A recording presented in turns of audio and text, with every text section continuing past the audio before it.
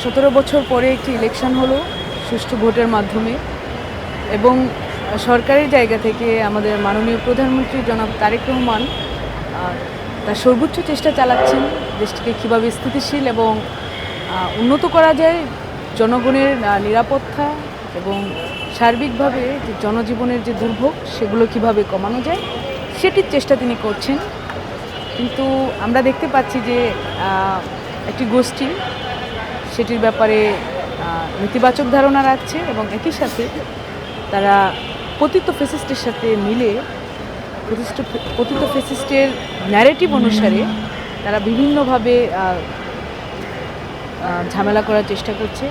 আপনি ক্যাম্পাসগুলো থেকে দেখবেন হঠাৎ করে অস্থিতিশীল বানানোর একটি ধান্দা হচ্ছে এবং সামহাও এগুলো মানুষ আসলে এত বছর পরে এখন শান্তি চায়, মানুষ শান্তিতে থাকতে চায়, গণ্ডগোল চায় না।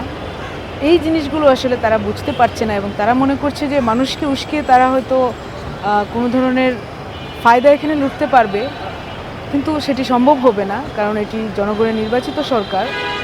এবং সব মশার বিরুদ্ধে সুরক্ষা দিতে এলো বসুন্ধরা এক্সট্রিম অ্যারোসল, মশার বিরুদ্ধে এক্সট্রিম সুরক্ষা। সরকারের সমালোচনা মানুষ করবে, সরকারের যদি কোনো কিছু পছন্দ না হয় মানুষ এগুলো নিয়ে কথা বলবে, সে ঠিক আছে, কিন্তু অস্থিতিশীল পরিস্থিতি যখন করতে যাবে মানুষ কিন্তু সেটা ঠিক।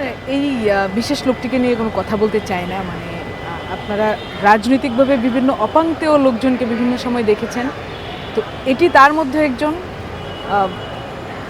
আজে বাজে কথা বলে আলোচনায় থাকা এবং মনে করা যে নেগেটিভ প্রচারণাই তার প্রচারণার মূল হাতিয়ার, সেটিকে সেভাবে সে গ্রহণ করেছে।